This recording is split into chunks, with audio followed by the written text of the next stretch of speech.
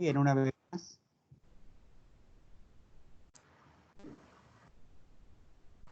Una vez más aquí, ahora sí, un nuevo encuentro con el querido Emilio Carrillo, a quien le agradezco profundamente que esté de vuelta con nosotros, compartiendo aquí para Claramente, FM Bariloche. Y, y bueno, continuando un poquito también con lo que veníamos conversando. Así que bueno, muchísimas gracias, Emilio, por estar con nosotros.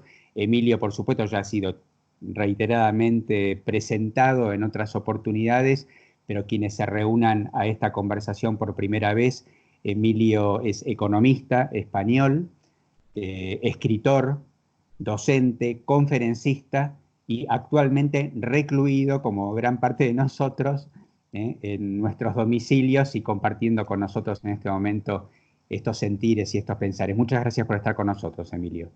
Hola Ricardo, buenas tardes aquí en Sevilla, en Andalucía, y para mí es un placer volver a compartir contigo de tu mano y aprovechar la ventana que tú abres desde Bariloche para toda Argentina y para tantos lugares de habla hispana y me consta que también de habla no hispana.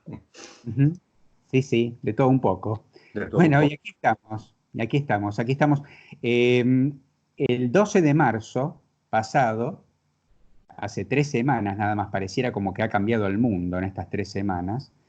Hemos compartido, Emilio, bueno, una introducción a la presentación de un libro, a la divulgación de un libro de próxima edición, y es un libro que resulta como producto tangible de un proyecto de investigación que dirigís y que se llama Conciencia y Sociedad Distópica.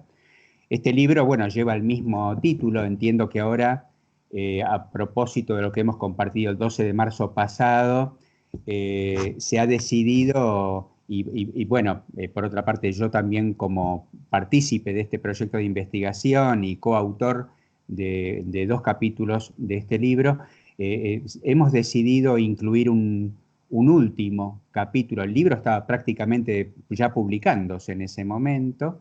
Se interrumpió la impresión y la publicación porque hemos decidido incorporar al libro un último capítulo referido específicamente al estudio del caso COVID-19. Así que en esa instancia dejamos esa conversación en aquel momento, el 12 de marzo, por eso digo, tanto ha cambiado, ¿no? Y habíamos hecho referencia a la introducción de ese libro y a una parte de las preconclusiones que están a cargo tuyo justamente en la redacción y la escritura dentro del libro. Así que bueno, ahora como suerte de continuidad me gustaría, Emilio, a lo mejor compartir qué es lo que está sucediendo en el proceso de publicación del libro, porque mucha gente nos ha consultado, mucha gente ávida ya de tenerlo incluso.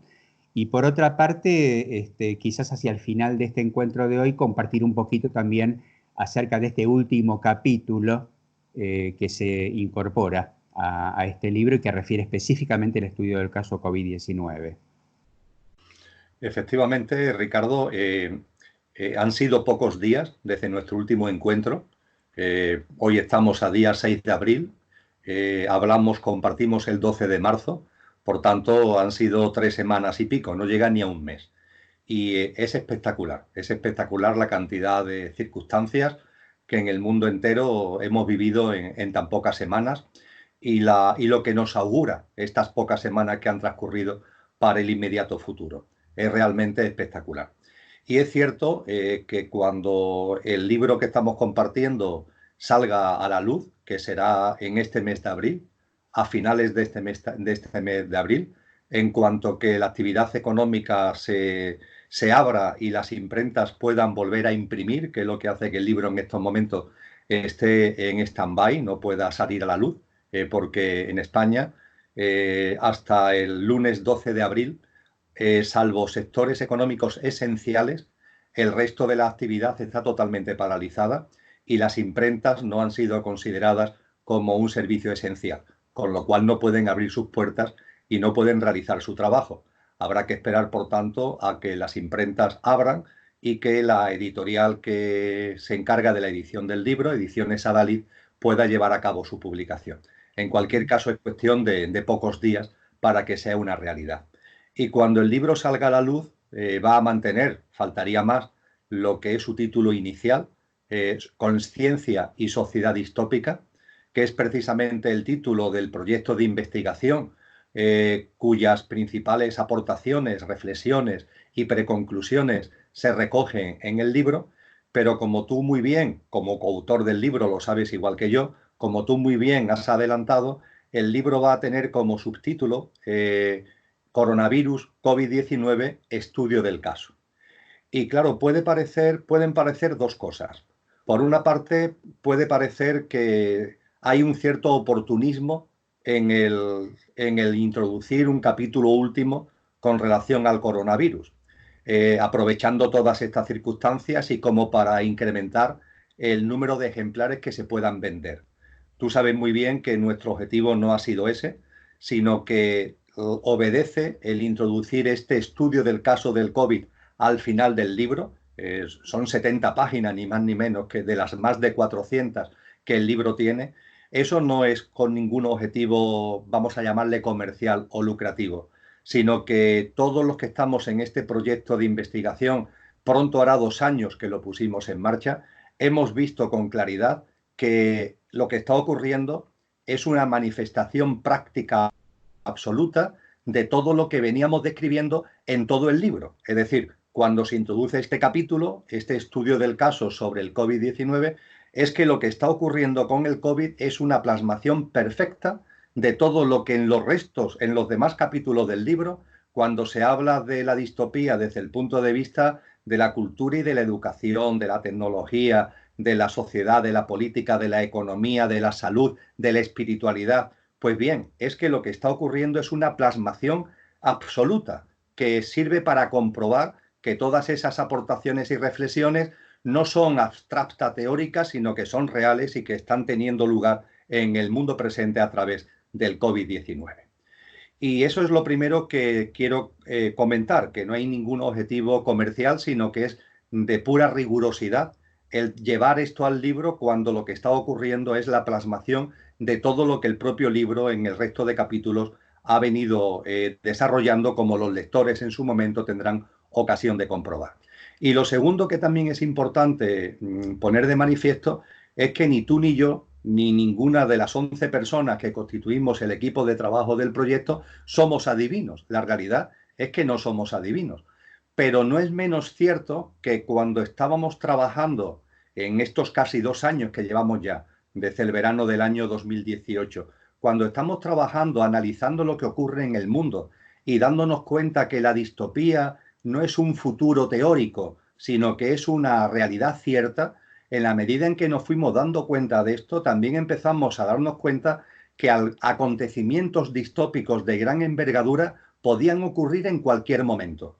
Por supuesto que no sabíamos el ropaje del hecho distópico, del acontecimiento distópico, pero era obvio que cosas de este tipo podían ocurrir en cualquier momento, porque el terreno estaba ya abonado, ya estaba preparado el terreno para que cosas como esta sucedieran. Y efectivamente, ha acontecido. Y a partir de ahí, pues ninguno de los miembros del equipo de trabajo del proyecto de investigación Consciencia y Sociedad Distópica estamos contentos. Claro que no, porque esto está originando mucho dolor, mucho sufrimiento y además sabemos perfectamente que va a servir para dar un nuevo ajuste de tuerca, uno más, a todos los acontecimientos y a todo el mundo distópico en el que ya estamos. Por tanto, el que comprobemos que nuestras hipótesis y tesis se están dando en realidad, y esto es un hecho que desde el punto de vista de una indagación científica es muy importante, pero no lo decimos con satisfacción, lo decimos uniéndonos y sumándonos a tanto dolor y a tanto sufrimiento,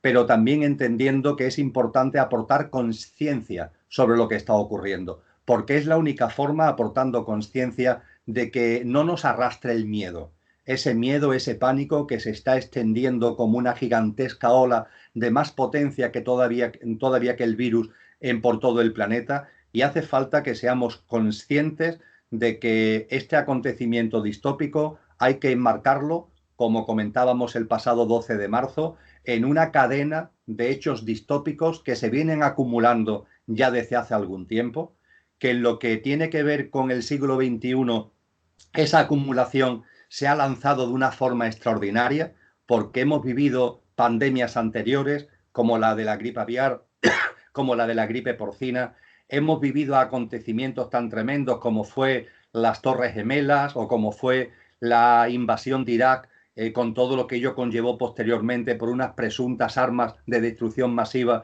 que nunca llegaron a existir. Hemos vivido acontecimientos tremendos desde el punto de vista de catástrofes naturales, tsunamis, grandes terremotos. Es una cadena, que es lo que nosotros en el libro, como tú bien sabes, llamamos un huracán de magnitud aceleradamente creciente. Y por supuesto, la pandemia del COVID-19 es un episodio enormemente potente, el más importante que hemos vivido, desde luego, en los últimos lustros, pero no es el primero. Forma parte de una cadena de hechos distópicos. Y además no va a ser el último, porque después de este tremendo hecho distópico sabemos que van a venir otros. En el estudio del caso ya adelantamos una serie de sucesos que vendrán después del COVID-19, desde la recesión económica mundial que tenemos a la vuelta de la esquina, a también el aprovechar para ir instaurando un régimen cada vez más caracterizado por una policía digital que coarta libertades, que limita los movimientos de los ciudadanos, todo por nuestro bien, por supuesto, todo por nuestro bien, pero que realmente coarta la libertad de expresión, la libertad de reunión y la capacidad de crítica y análisis de todos los ciudadanos. Cosas como estas van a venir y por tanto tenemos que estar preparados para lo que estamos viviendo y para lo que va a venir. Y la única vía es la consciencia, la única respuesta es la consciencia. Y como de ese huracán de magnitud aceleradamente creciente ni queremos huir, porque no queremos huir de él, ninguno de los que formamos parte del proyecto, y aunque quisiéramos, tampoco es posible, porque de ese huracán es absolutamente imposible huir, lo que nos lleva a la conciencia es a situarnos en el centro del huracán. Esto lo hablamos ya el pasado 12 de marzo, situarnos en el centro del huracán.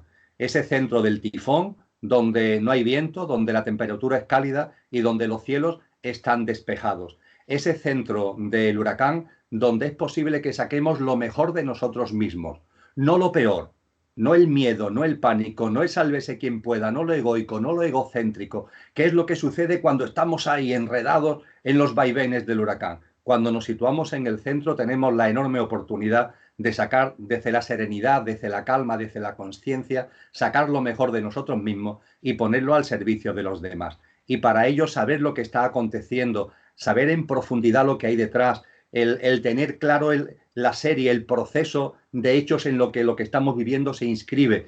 Y por supuesto que esto abre, también hoy lo analizaremos con más tranquilidad, pero también lo apuntábamos el pasado 12 de marzo, y por supuesto que esto abre una enorme oportunidad para todos y para cada uno. Y tenemos que vivir, por tanto, este momento con responsabilidad y sabiendo que junto con tanta distopía, también lo que estamos viviendo abre la puerta a una evolución en conciencia de la humanidad, posiblemente sin parangón en la historia de la misma.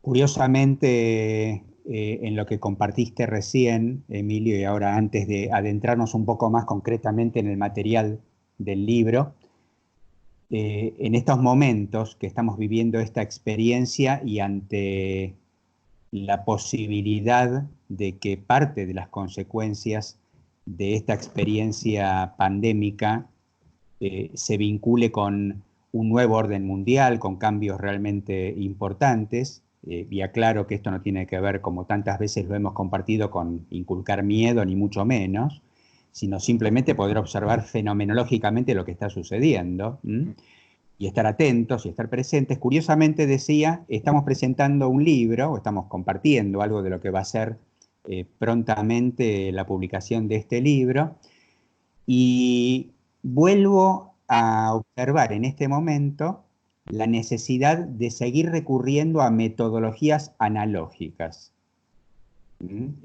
como por ejemplo un libro tangible, un libro en papel, un libro que podemos leer y un libro que no puede ser censurado.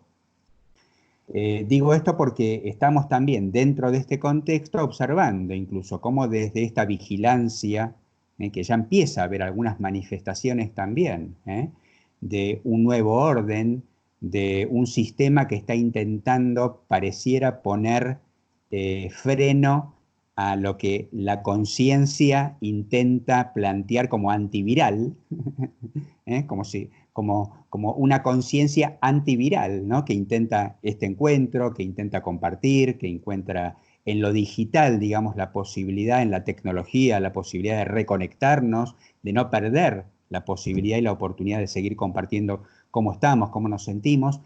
Están sucediendo en este momento eventos como, por ejemplo, bueno, la cancelación de un canal conciencial tan importante como Mindalia TV, cosas que están ocurriendo en estas horas y que nos abren también a una ventana desde la que podemos observar, bueno, atentos, porque si desde lo digital, si desde la posibilidad de compartir tecnológicamente, también se van a empezar a imponer herramientas de censura o de cancelación o de clausura, bueno, qué mejor oportunidad en este momento la de volver a eh, recurrir a la escritura y volver a, bueno, es algo que nunca has dejado de hacer, Emilio, pero lo observo simplemente como un fenómeno, no quedarnos solamente en las herramientas que el sistema también nos provee como beneficio, pero que así como nos las da, nos las puede quitar.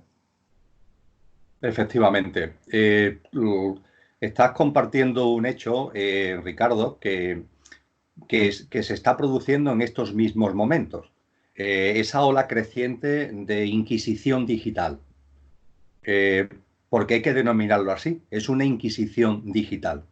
Consiste en que las grandes corporaciones que están detrás de las grandes plataformas digitales intentan quitar de en medio, censurar y quitar de en medio, eliminar todo aquello que no coincide con el pensamiento único que ellos quieren imponer.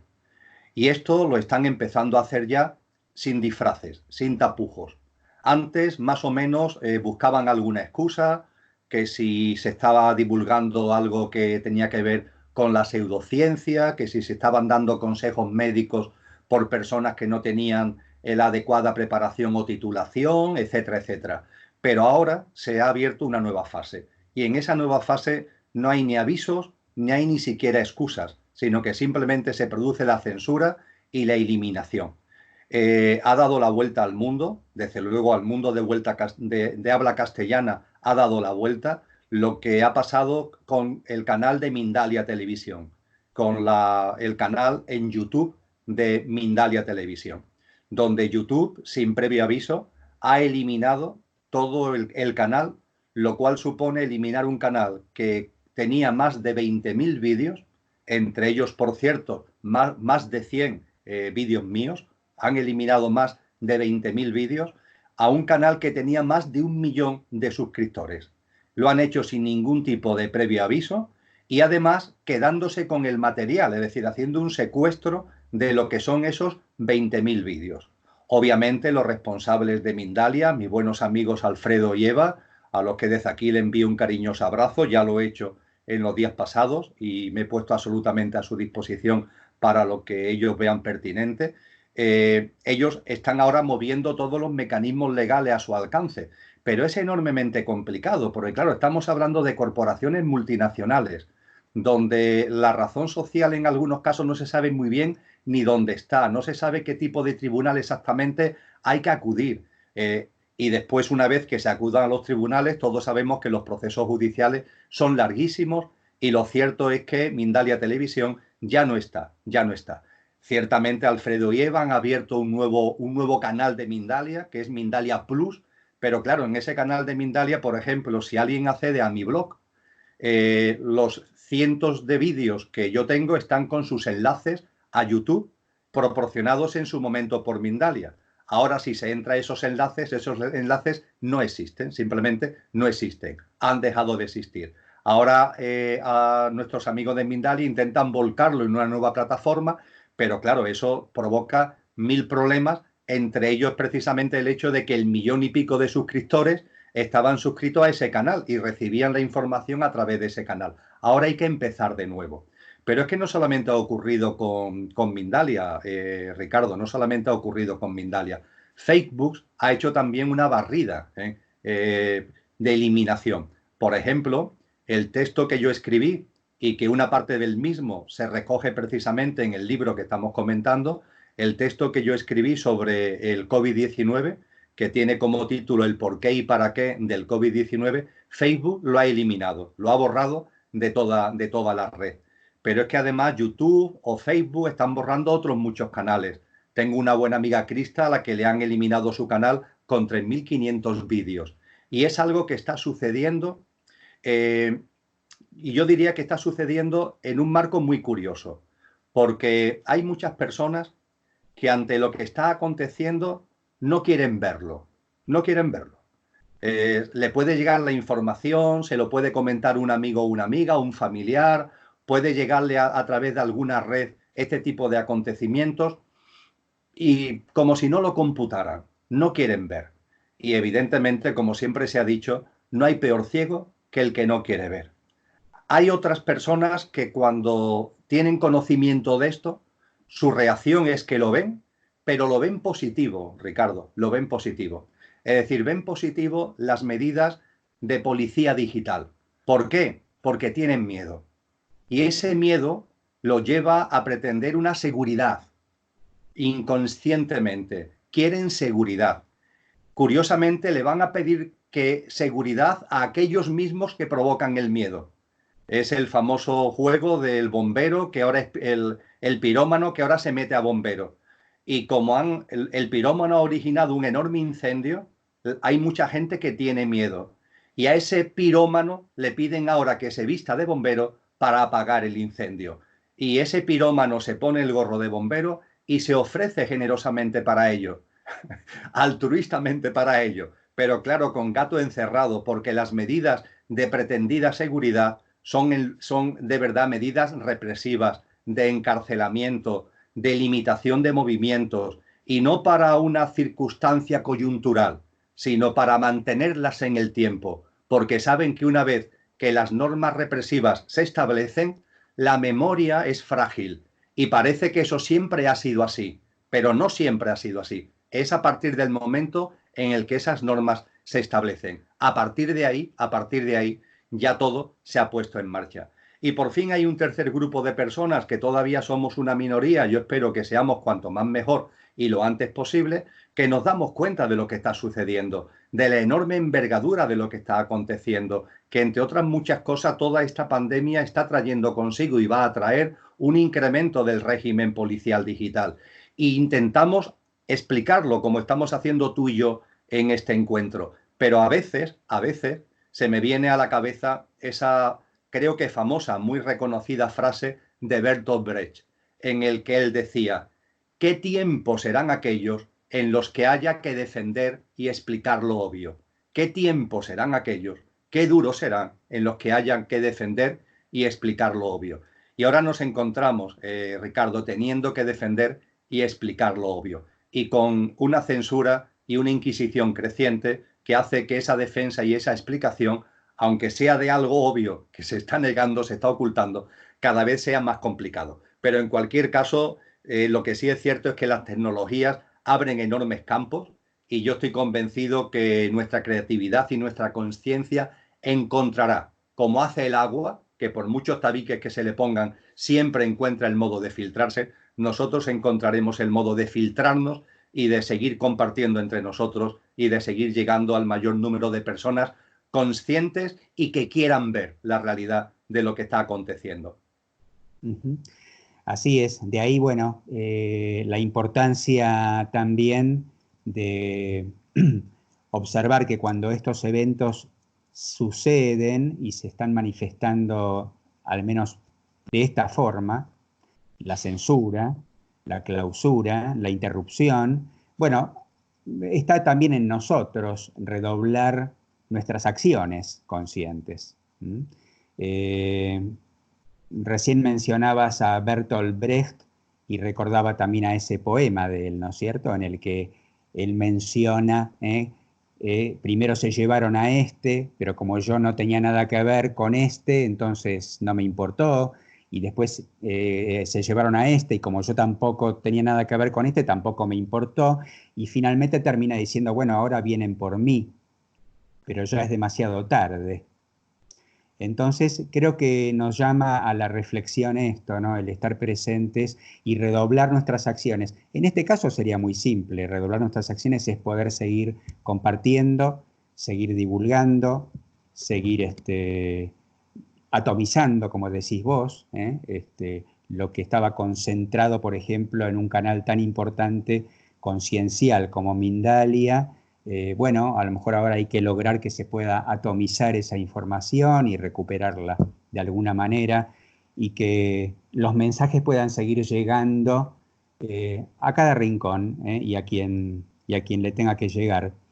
Y en ese sentido, bueno, siento que también tiene que ver con lo que teníamos previsto compartir hoy, Emilio, con respecto a las preconclusiones del libro Conciencia y Sociedad Distópica. El 12 de marzo, y algo de esto mencionaste recién, justamente planteábamos en las preconclusiones que escribiste, que sí, que efectivamente ya estamos inmersos en este huracán, que ya estamos inmersos en esta experiencia distópica.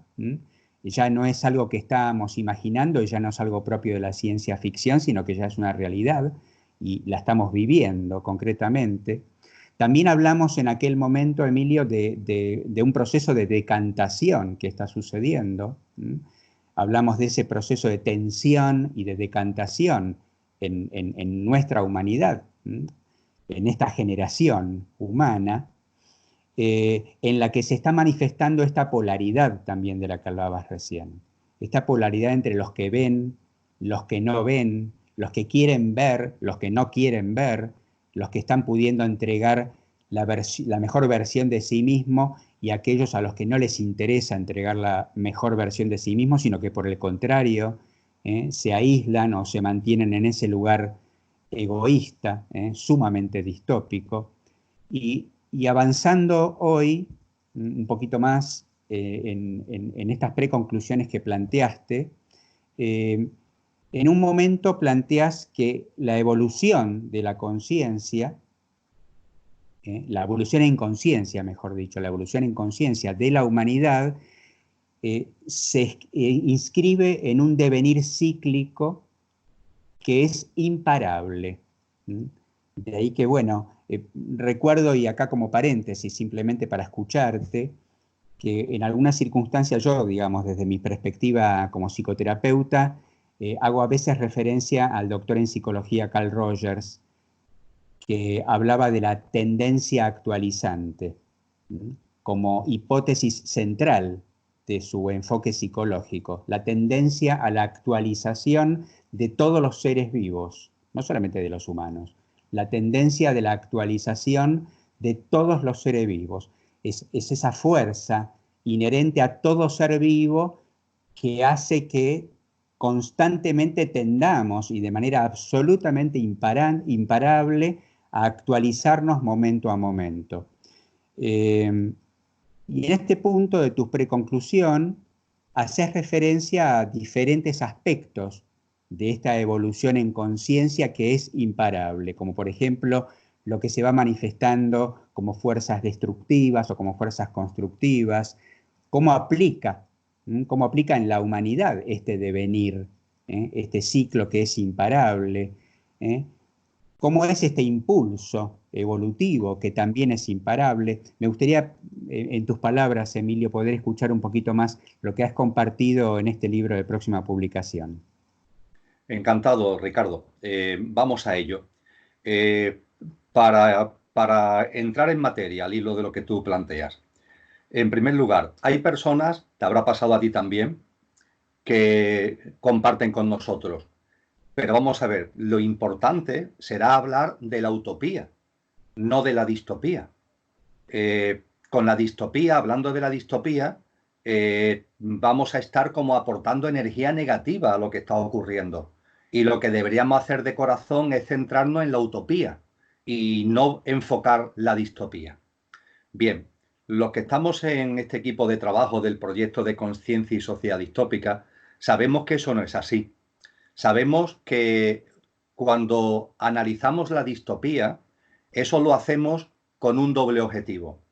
Primero, para que las personas que todavía no se han dado cuenta de cosas se empiecen a dar cuenta. Es, por tanto, el análisis de los hechos distópicos, no el mirar para otro lado, sino meterse en el huracán, en el torbellino, analizando lo que está sucediendo, es una forma de contribuir a que un mayor número de seres humanos tomen conciencia de lo que está ocurriendo. Como la rana que está en ese recipiente de agua que cuando se va calentando poco a poco, muere hervida, y sin embargo cuando se le dan calentones tremendos, y estos hechos distópicos son enormes calentones, puede darse cuenta y saltar antes de quedar hervida. El análisis de la distopía, el análisis en conciencia de la distopía, abre una oportunidad para que más gente se vaya dando cuenta cuando hasta ahora no se habían dado cuenta. Y después, por otra parte, para los que ya se habían dado cuenta, para los que de alguna manera ya se habían percatado, ya habían tomado conciencia, ya habían empezado a avanzar en su proceso, entre comillas, de despertar, analizar la distopía le va a servir para afianzar aún más ese proceso de despertar y ese proceso de conciencia. Y también el estar preparado para que ese avance se mantenga a pesar de que los acontecimientos se pueden hacer cada vez más duros. Porque lo dijo Jesús de Nazaret en el Evangelio de Mateo 24. Lo que va a ocurrir será tan duro que incluso a los que estén situados en el amor pueden flaquear. Pues bien, a aquellos que estén situados en el amor, a aquellos que ya estén en el proceso de desarrollo consciencial, el tener conocimiento pleno, con conciencia de la distopía en la que estamos, les servirá. Nosotros al menos esperamos que sea así, les servirá para que no flaqueen y que el discernimiento y el conocimiento de causa les sirva para afianzarse en ese camino. Además, y eso lo hablábamos el 12 de marzo, compartíamos que la conciencia evoluciona como un tren, como si analógicamente, metafóricamente, fuera un tren. Es decir, evoluciona sobre dos raíles, el raíl de la utopía y el raíl de la distopía. Eso ocurre a nivel personal y eso ocurre a nivel colectivo como humanidad. Cuando nos analizamos a cada uno de nosotros mismos, podemos comprobar que nuestra conciencia evoluciona desde el carril de la utopía. Cuando queremos ser mejores personas, cuando lo practicamos y lo ponemos en hechos y en obras cotidianamente, cuando vemos vídeos, cuando compartimos con otras personas, cuando leemos libros que tienen ese elemento de conciencia, todo eso que es el carril de la utopía, hace que nuestra conciencia evolucione. Pero también hemos aprendido que cuando la distopía aparece en nuestra vida, esa distopía también puede servir, está a nuestra disposición como factor de impulso para la evolución de la conciencia. Compartíamos el 12 de marzo que son las noches oscuras de la que hablaba, por ejemplo, San Juan de la Cruz.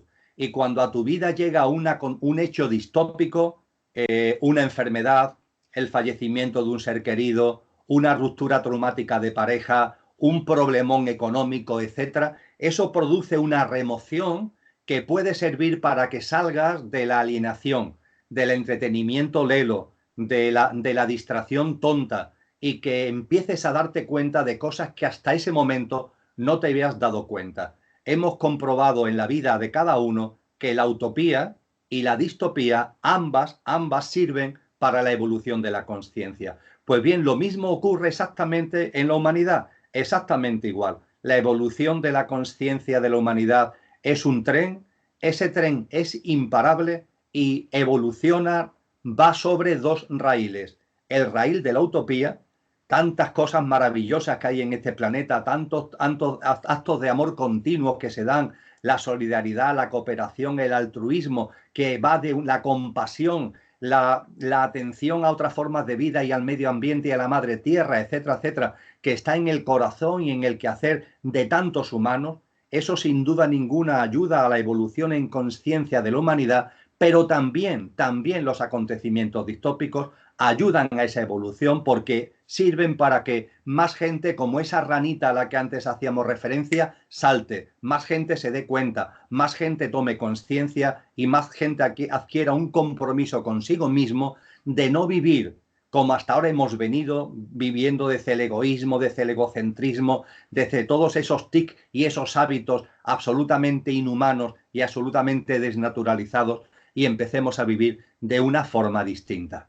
Y llegado ahí, y ya entrando de lleno a lo que tú planteabas, Ricardo, cuando hablamos de evolución, nos puede servir muy bien como elemento de reflexión la evolución de las células, porque al final todos son ciclos, y los ciclos se dan en lo pequeño y en lo grande, se dan en el cosmos, se dan en las células, se dan en la humanidad. Y quizás los procesos de ciclos cosmogónicos, como duran muchos miles y miles, o cientos de miles, o millones de años, se nos pueden escapar. Pero como evolucionan las células, lo tenemos ahí, lo sabemos, lo conocemos. ¿Y qué es lo que nos dicen las células en su proceso evolutivo? Algo muy sencillo. Hay una célula y la célula da lugar a una nueva célula. La célula vieja desaparece y hay una nueva célula que ha venido de la anterior. ¿Cómo es posible que esto se produzca? Pues en ciencia se nos habla del proceso de yemación o se nos habla del proceso de mitosis, haciendo referencia a este proceso de nacimiento de nuevas células. Cuando analizamos la yemación, cuando analizamos la mitosis, ¿con qué nos encontramos? Pues nos encontramos que la nueva célula aparece cuando en la vieja se ha dado ya una fuerza creativa de la suficiente intensidad como para que surja la nueva célula. Mientras que en la vieja célula no haya unas fuerzas creativas, unas fuerzas potentes desde la perspectiva de creación para dar lugar a lo nuevo, hasta ese momento lo nuevo no puede surgir. Por tanto, lo primero que tiene que ocurrir para que surja una nueva célula es que en la vieja haya una presencia significativa de fuerzas creativas y constructivas, que hablando de distopía y de utopía, también podríamos llamar fuerzas utópicas, que apuestan por lo nuevo. Cuando hay una masa crítica suficiente de esas fuerzas creativas constructivas, surge la nueva célula. Pero claro, también hay que tener en cuenta que en las células, junto con fuerzas creativas constructivas, también siempre hay fuerzas que podríamos denominar destructivas, fuerzas conservadoras, fuerzas que se anquilosan y que no juegan a favor de la generación de la nueva célula, sino que mantienen a la vieja, aunque la vieja esté agotada, aunque la vieja no dé ya más de sí. Y esto en muchas ocasiones, desde el punto de vista de la biología del ser humano, da lugar a enfermedades. Esta incapacidad para que lo nuevo surja renovando y dejando atrás lo que se ha quedado ya agotado y lo que se ha quedado anquilosado. Esto que acabo de resumir de la evolución celular es extremadamente interesante porque es perfectamente aplicable a lo que pasa a la humanidad actual. Diríamos que la humanidad actual es una célula, es un ciclo viejo, es una humanidad vieja. A la vista está, no hace falta ser precisamente Albert Einstein para darte cuenta de que la humanidad actual está agotada, que se está desmoronando, que se está cayendo a trozos.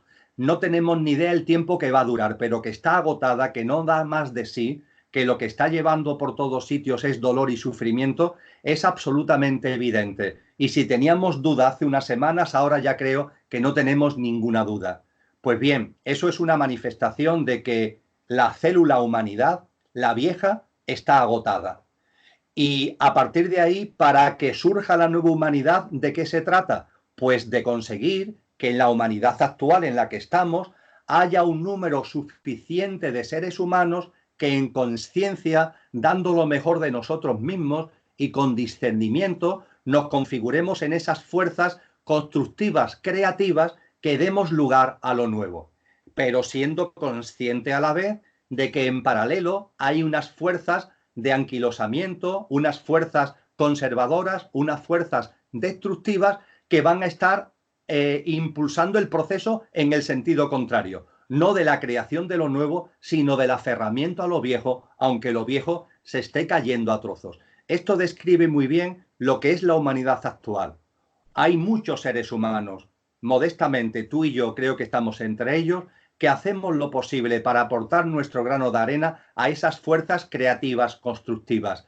Pero también vemos, también percibimos que hay otras fuerzas de anquilosamiento que intentan imponer, por ejemplo, ese pensamiento único, que intentan imponer una versión oficial de las cosas que no se corresponden con la realidad, que intentan manipular, que intentan engañar, que intentan alienar, que intentan mantener a la gente domesticada, inconsciente, con el objetivo precisamente, porque la nueva humanidad significaría el final de sus privilegios, significaría el final de su dominio, significará el final de su poder, y para que eso no ocurra, intentan tenernos entretenidos y alienados para que no se produzca el suficiente número de personas que vayamos situándonos en esa fuerza creativa y utópica a la que he hecho referencia. Esto describe muy bien lo que está ocurriendo actualmente en la humanidad, Ricardo. Sí, y recién escuchándote también sentí, a lo mejor sirve también aportar, lo que sucede en el micromundo del consultorio. Cuando una persona viene a consulta, viene exactamente en ese estado que acabas de describir. ¿Por qué? Porque viene con su desacuerdo, porque hay algo que intenta mantenerlo, ¿m?, en ese viejo patrón, en ese viejo hábito, en ese lugar en donde se siente, entre comillas, seguro, pero sin embargo, dentro de ese conflicto, porque viene con su motivo de consulta la persona, y dentro de ese conflicto, de ese desacuerdo, de ese motivo de consulta que trae, está trayendo su nueva versión, la que se quiere mover, la que se quiere mudar, la que ya está llenando los canastos para poder mudarse a un nuevo domicilio. Y ese es el momento en donde también empieza a elegir qué es lo que se va a llevar, qué es lo que no se va a llevar, qué es lo que va a dejar, aquellos hábitos que ya no tienen sentido llevarse. Y a esto me lleva un poco lo que también propones en las preconclusiones, Emilio, que es, ¿estoy invitado a hacer esa mudanza? ¿Estoy invitado a llevar a cabo ese movimiento? Empezando por mi vida, empezando por mi vida. Siento que esto también es algo muy interesante que propones en el marco de estas preconclusiones, porque creo que la pregunta empieza en nosotros. ¿Nos mudamos o no nos mudamos? Cuando hemos hablado de fuerzas constructivas y fuerzas destructivas, no estamos cayendo en la dualidad, Ricardo, porque realmente, como antes compartíamos, todo se enmarca en el proceso de evolución en conciencia de la humanidad, lo distópico y lo utópico. Todo tiene que ver con eso. De hecho, lo hemos referido ya, la evolución de la humanidad es imparable. Es decir, la nueva célula va a nacer y la vieja célula quedará atrás. Una nueva humanidad va a nacer y la vieja humanidad quedará atrás. Ese proceso es imparable. Es un proceso además anunciado por todos los maestros y por todas las maestras, por los sabios y sabias a lo largo de la historia de la humanidad. Pero claro, sabiendo que es imparable, eso no significa que nos crucemos de brazos, ni personalmente ni colectivamente. Me explico mejor. Sabiendo que hay seres humanos y formas y entidades de vida que están apostando por el anquilosamiento, que están apostando por la conservación de lo viejo, aunque se esté cayendo a trozos, una tentación sería el luchar contra ellas, el pelear contra ellas. Podemos decir, aplicando la conciencia, que eso sería un error, porque significaría un desgaste energético y ese desgaste energético nos quitaría fuerza, una fuerza que es necesaria que pongamos donde tenemos que poner, que es en la creación de lo nuevo. Por tanto, una conclusión importante al hilo de todo lo que estamos comentando es que ante las fuerzas de anquilosamiento, las fuerzas que están soplando contra el proceso evolutivo, no tenemos que luchar. Nuestra energía tiene que ir dirigida a crear lo nuevo. Eso en primer lugar. Junto con eso, efectivamente, tenemos que poner toda nuestra energía en crear lo nuevo. Lo nuevo va a llegar en cualquier caso, pero el proceso la duración del proceso, la entidad del proceso y el mayor dolor o sufrimiento que el proceso tenga, que el parto tenga, va a depender de nosotros. Y cuanto más ágiles seamos, cuanto más eficientes, más eficaces, cuanto más conscientes seamos a la hora de crear lo nuevo, ese proceso será más fluido, será un proceso más natural, con menos dolor y con menos sufrimiento. Y esa es nuestra responsabilidad. Podríamos decir que hay abiertas varias líneas temporales que conducen a lo nuevo. Y nuestra responsabilidad es poner cada uno lo que podamos para que discurramos en la evolución en conciencia por la línea temporal que origine menos dolor, menos sufrimiento, que sea más fluida y que acorte, como decía Jesús de Nazaret en el Evangelio que antes citaba, que acorte los tiempos. Y a partir de ahí, y última reflexión, al hilo directamente de lo que tú acabas de compartir. Cuando hablamos de aportar a las fuerzas creadoras, a las fuerzas creativas, no estamos hablando de teoría, no estamos hablando de declaraciones de intenciones, no estamos hablando de intenciones ni de especulaciones ni de ensueños, no. Estamos hablando de transformar nuestra vida para que nuestra vida aquí y ahora sea ya la que corresponde en esa nueva humanidad. Es la única forma de ser semilla de lo nuevo. Si queremos ser parte de esas fuerzas creativas y creadoras, tenemos que ser semillas de esa nueva humanidad. Y ser semillas de la nueva humanidad significa que nuestra vida ahora ya se corresponda con los parámetros de esa nueva humanidad. Y claro, eso también conlleva un enorme compromiso con uno mismo y conlleva una enorme responsabilidad, porque estamos hablando de actos, estamos hablando de conductas, estamos hablando de comportamientos, estamos hablando de obras. Volviendo otra vez a Jesús de Nazaret, en ese magnífico Evangelio de Mateo que yo cité, en el capítulo 5, es donde se nos describe esa maravilla que es el Sermón de la Montaña, que hoy día deberíamos tener más presente que nunca. Y un poquito más adelante, en el capítulo 7, a propósito todavía, al hilo todavía de ese Sermón de la Montaña, hay una frase de Jesús de Nazaret que no tiene desperdicio. Por sus frutos, por sus obras, los conoceréis. Por sus frutos, por sus obras. No por sus palabras, no por sus intenciones, no por las teorías. Eso sitúa muy claramente lo que nos corresponde a cada uno en el momento presente. Tenemos que vivir con impecabilidad en cuanto a nuestra conciencia. Tenemos que vivir con autenticidad.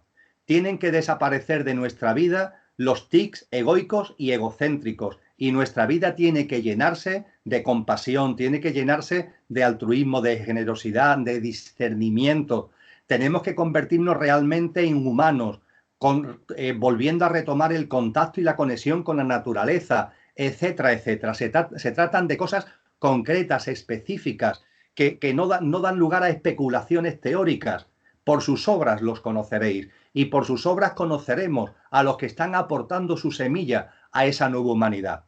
Y a partir de ahí surge la gran cuestión que tú has planteado. Y efectivamente es importante recordarlo como has hecho tú, Ricardo. En esa nueva humanidad, a esa nueva humanidad, no está invitado nada de la antigua, nada en absoluto. Nada de su egoísmo, nada de su egocentrismo, nada de sus paradigmas, de sus pautas, de sus hábitos, de sus tics, de sus inercias que han originado y siguen originando tanto dolor, tanto sufrimiento, tanta deshumanización, tanta desnaturalización. Nada de eso está invitado, nada de eso va a estar en la siguiente humanidad. Y la pregunta que nos tendríamos que hacer cada uno es, ¿estoy invitado yo? ¿Estoy invitado yo? Nada de lo viejo está invitado a la nueva humanidad, que está ahí. No sabemos ni el día ni la hora, pero está ahí porque es imparable. Nada de lo viejo está invitado. ¿Estoy invitado yo? Y la respuesta a esa pregunta nadie la puede dar sino cada uno consigo mismo. Nadie la puede dar por nosotros. Cada uno tiene que darla, mirándose al espejo. Los mayas, cuando hablaban de estos procesos, de lo que ellos llamaban el cambio de ciclo de la humanidad, hablaban de la sala de los espejos. Una metáfora preciosa para hacer referencia a que aquí nos vamos a ver cada uno. No va a haber lugar a autoengaños. En los acontecimientos distópicos, los autoengaños dejan de estar, dejan de existir, porque todo queda a la vista y tú mismo quedas a la vista de ti mismo. Ya se acaban los disfraces. Ante esos acontecimientos distópicos duros que hemos vivido y que vamos a vivir en nuevas oleadas, ¿cuál es tu vida? ¿Cuáles son tus actos? El sálvese quien pueda, el sálvese yo y los míos, o no es que lo importante soy yo, y claro, como lo importante soy yo, ¿qué pasa con...? Me da igual lo que pase con los demás, ojalá pudiera ayudarlo, pero es que lo importante soy yo. Hay multitud de tics que se están haciendo presente ahora ya, con el miedo, con el pánico, y se van a hacer presente en la cadena de acontecimientos distópicos que va a poner a cada uno delante de sí mismo en el espejo. Y finalmente esa gran pregunta de ¿estoy invitado yo? Lo vamos a responder cada uno de nosotros. Y no lo vamos a responder con palabras, lo vamos a responder con nuestras obras y con nuestros actos. Porque, insisto, como muy bien refrendó Jesús de Nazaret, por sus frutos, por sus obras, los conoceréis. Por sus obras conoceremos a los que están invitados a esa nueva humanidad.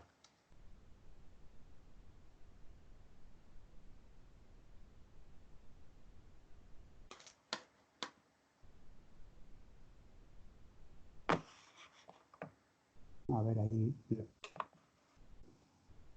ahí retomamos, Emilio. Sí. Se había perdido la conexión.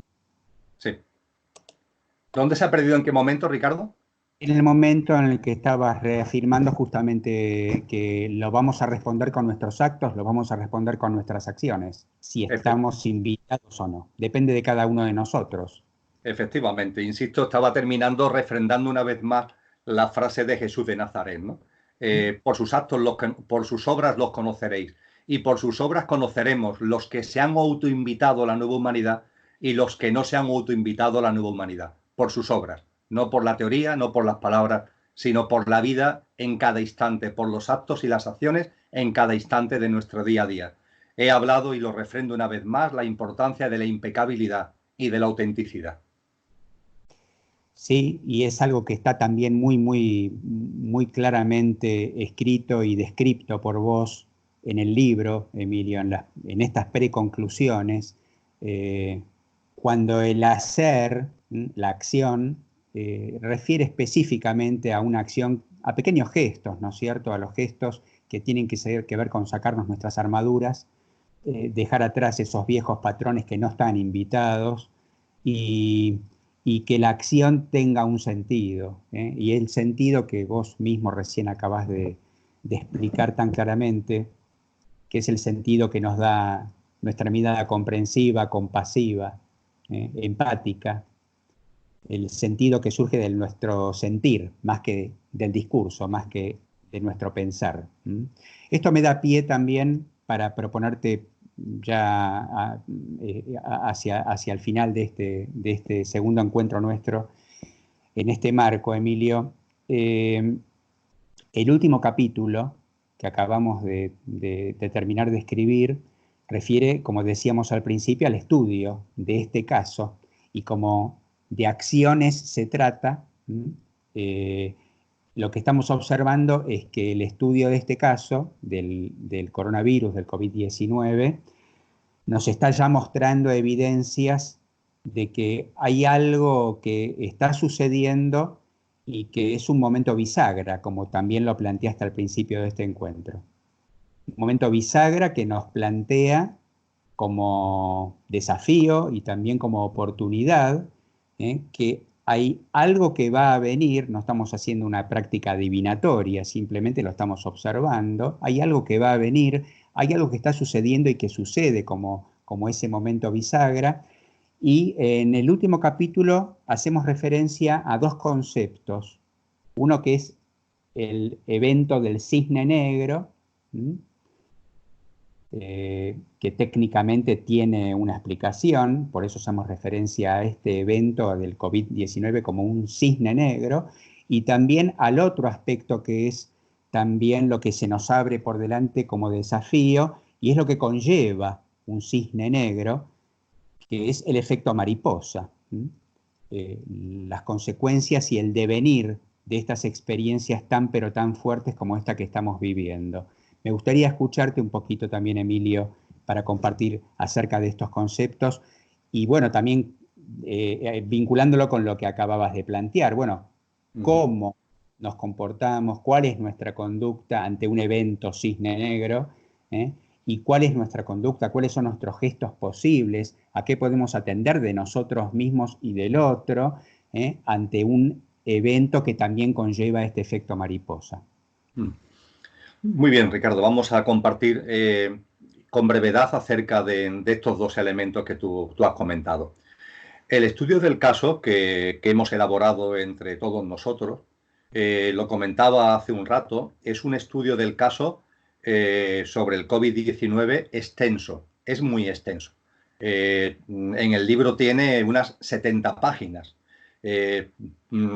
Con lo que resumirlo, en lo que ahora mismo tú y yo estamos compartiendo, es imposible. Sí es cierto que en la medida en que vamos avanzando en las páginas del estudio del caso, se va poniendo en evidencia que la versión oficial del origen natural de la enfermedad no se sostiene.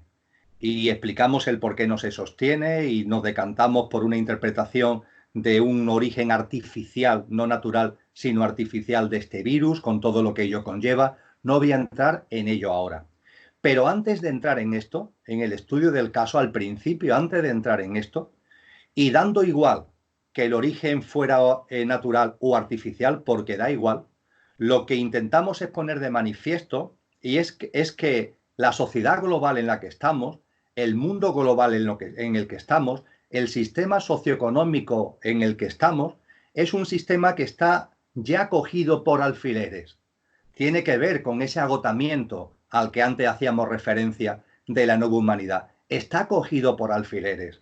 Si miramos a un lado y a otro antes de la crisis del coronavirus, esto ya era muy evidente. Por ejemplo, el sistema socioeconómico, el sistema económico y financiero está cogido por alfileres. No nos hemos recuperado ni mucho menos de esa enorme crisis financiera económica del 2008 al 2013. Todavía las economías siguen maltrechas, los estados están en bancarrota debido al dinero que dedicaron a salvar a la banca en aquellos años. Todavía el tejido productivo y empresarial no ha terminado de recuperarse de lo que fuera aquella oleada. El sistema financiero mismo, a pesar de las enormes ayudas públicas, se sigue tambaleando, porque además los vientos de la especulación financiera son tan tremendos que hacen que todo lo que se le pueda aportar se lo come como un agujero negro en esa onda especulativa absoluta que vuelve a hacer que el sistema financiero sea absolutamente inestable. Hablo de la economía, pero podemos hablar del medio ambiente. Es obvio que el medio ambiente está cogido por alfileres, con un daño continuo a la naturaleza y al hábitat de supervivencia de la propia humanidad. Y podríamos seguir así en muchos frentes, con mucho sufrimiento de muchas personas, los refugiados, la inmigración masiva, con tanto dolor, con tanto sufrimiento en el mundo entero, casi 1.000 millones de personas que padecen la hambruna cotidianamente. Esta sociedad global, este mundo global, está cogido con alfileres. Pues bien, lo que se denomina con suceso cisne negro es un suceso que cuando el sistema está inestable, cuando el sistema está cogido por alfileres, ese suceso lo hace saltar por los aires. Es un suceso que pone en evidencia y expande todas sus contradicciones. Esas contradicciones que de alguna forma podrían estar disfrazadas, podrían estar tapadas con un suceso que se suele denominar así, cisne negro, no solamente es que queden en evidencia, que quedan en evidencia palmariamente, sino que además esas contradicciones empiezan como a chocar entre ellas, originando situaciones distópicas, por seguir utilizando el término que venimos usando en este encuentro, que hacen que se multipliquen estos sucesos distópicos y que la crisis sistémica aparezca por todos sitios, entendiendo por crisis sistémica una crisis de mucha envergadura y que no se da en un solo ámbito, sino que se da a la vez en todos los ámbitos. Y yo creo que en estos momentos, con el suceso que tenemos delante de la crisis del coronavirus, esto ya lo empezamos a ver. Podemos empezar a percibir que es un suceso cisne negro, que está poniendo en evidencia la flaqueza del sistema económico y que de hecho esto va a llevarnos a una nueva recesión económica, que está poniendo en evidencia las flaquezas, por ejemplo, de nuestro sistema político e institucional, con tantos tics ahí de limitación de libertades, de vaciamiento de la democracia, que es lo que hemos ido viendo en los últimos años, en los últimos lustros, donde las decisiones importantes ya no son tomadas por los gobiernos nacionales, sino que están tomadas por foros supranacionales, por muy tecnocráticos, a donde los ciudadanos no tenemos capacidad de llegar ni de pedir cuentas. Pues bien, se está viendo que con el coronavirus va a ser un acicate para que, con la excusa de salvarnos y de que hay que buscar soluciones globales a los problemas globales, va a ser la puerta que se abra precisamente para generar aún más estos movimientos de organismos, de instituciones postdemocráticas que van a tomar decisiones al pairo por completo de las cuestiones sociales e influidos por las grandes corporaciones empresariales, financieras, multinacionales. Estos son, estoy poniendo solamente unos ejemplos, son manifestaciones de lo que supone un suceso cisne negro. Pone en evidencia la flaqueza del sistema, un sistema que estaba ya efectivamente flaco y cogido con alfileres, y multiplica sus contradicciones y los acontecimientos distópicos. Y junto con esto el efecto mariposa, que es importante también, porque hasta ahora, hasta hace unos lustros, podíamos entender que un suceso cisne negro tiene que deberse a una hecatombe, a algo muy gordo. Puede ser una gran guerra, puede ser una gran catástrofe natural. Es decir, cuando se analizaba el suceso cisne negro, se daba por hecho que es un suceso que tenía que tener mucha envergadura y que impactara, poniendo en evidencia la flaqueza del sistema y todas las contradicciones, expandiéndolas. Pues bien, el efecto mariposa nos enseña que esto no tiene por qué ser así, que el suceso cisne negro puede devenir de algo muy pequeño o aparentemente muy pequeño. En el caso del coronavirus, metafóricamente podríamos decir que un microvirus en una ciudad de China es el ala de la mariposa que se mueve, y termina ese movimiento de la mariposa, su aleteo, termina provocando un huracán inmenso en el planeta entero. Es una magnífica manifestación del efecto mariposa. Algo aparentemente muy pequeñito en alguna parte del mundo tiene como consecuencia una reacción en cadena que genera un cisne negro. Claro, cuando al principio del estudio del caso computamos ambos hechos, eso ya te da una idea de la envergadura de lo que estamos viviendo. Insisto, sea el virus de origen natural o sea de origen artificial. Desde el punto de vista de lo que estamos comentando, las consecuencias son las mismas. Una pequeña cosa provoca una tempestad mundial, efecto mariposa, y esa tempestad mundial provocado por una pequeña cosa es un cisne negro, es un suceso que pone en evidencia la desnudez del sistema, todas sus carencias, todas sus contradicciones, que explotan como si fuera una gran bomba. Bueno, y frente a esto y las consecuencias que obviamente iremos viendo en el día a día, te propongo, Emilio, y con toda mi gratitud otra vez más por este encuentro que has facilitado, y que espero que podamos reiterarlo para continuar con las preconclusiones también que están incluidas en el libro Conciencia y Sociedad Distópica. Te propongo, como siempre, en tus palabras, y quizás refiriendo esto último, ¿no es cierto? Un suceso impredecible, un suceso imprevisto, algo que ninguno de nosotros imaginaba hace 2 meses atrás, y viviéndolo en este momento, bueno, ¿qué es lo que sentís compartir en este momento conmigo, con nosotros, con quienes estamos escuchándote? Pues en gran medida, Ricardo, lo que venimos compartiendo. En primer lugar, por supuesto, una llamada a mí mismo, me la hago a mí mismo y también la hago a todas las personas, una llamada a la serenidad. Es muy importante mantener la serenidad, mantener la calma. Es cierto que esa serenidad y esa calma tiene que ir unido a la conciencia, porque si no hay conciencia, la conciencia acerca de que estamos ante acontecimientos efectivamente muy duros, pero tenemos la confianza y tenemos la certeza de que esos acontecimientos tienen un sentido profundo, un enorme sentido. Yo lo diría de la siguiente manera. Hoy día oigo hablar de esperanza y de que tenemos que tener esperanza. Y efectivamente, en los tiempos distópicos, la esperanza es muy importante. Pero ojo, ojo, Ricardo, hay dos grandes tipos de esperanza. Hay una esperanza inconsciente, una esperanza mediocre. Y junto a ella hay una esperanza consciente y una esperanza que hay que escribir con letras mayúsculas, la esperanza de verdad. La esperanza inconsciente, la esperanza mediocre, es que las cosas dentro de un tiempo vuelvan a ser como eran antes. Se lo oigo a mucha gente. Hombre, yo espero que las cosas pasado un tiempo vuelvan a ser como eran antes. Esa es la esperanza mediocre e inconsciente a la que me refiero. Y ante esa esperanza mediocre e inconsciente de corazón, aprovechando esta última opción que me das de compartir, yo diría, por favor no, más de lo mismo no.